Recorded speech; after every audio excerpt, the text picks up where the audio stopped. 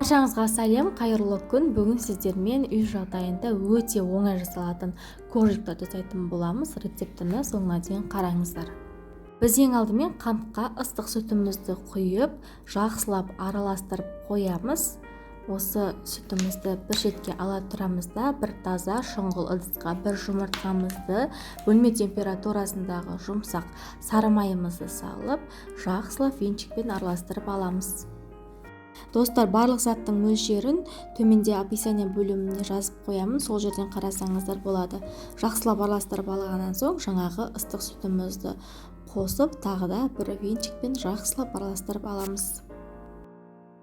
Содан соң алдын ала өлшеп дайындап алған ұнымызды аз-аздан қоса отырып, яғни екіге бөліп қостым. Мен жартысын бір қостым, сосын жартысын екінші бөлікте қостым.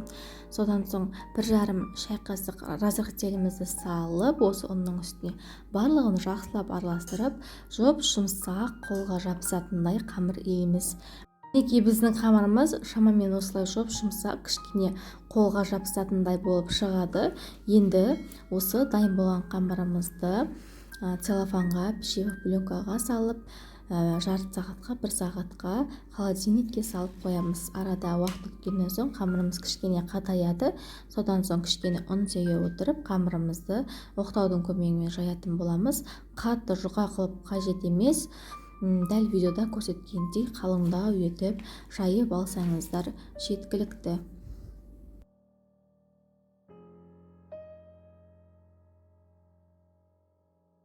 Достар, қамырды дәл осындай қалыңдықта кішкене қалың етіп жайып аламыз да, үйде бар дөңгелек пішіммен немесе стаканның көмегімен дөңгелек пішімге келтіріп, қамырымыздың барлығын кесіп аламыз.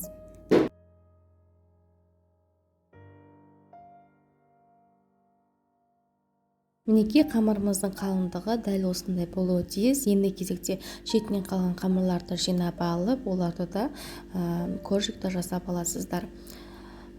Формаға орналастырып, бетіне міндетті түрде жұмыртқаның сарыуызын жағып, алдын ала қызып тұрған 180 градус пеште 15-20 минут шамасында қызарғанша пісіріп аламыз. Өте жылдам піседі, қарап тұрыңыздар. Мінекей достар, біздің коржиктарымыз өте керемет, жұмсақ, үлпілдеген керемет болып шығады. Міндетті түрде дәл осы рецептпен жасап көріңіздер. Сіздердің отбасыңызға, балаларыңызға ұнайтынына сенімдімін. Достар, рецепт ұнаған болса, міндетті түрде каналға тіркеліп қоюды ұмытпаңыздар.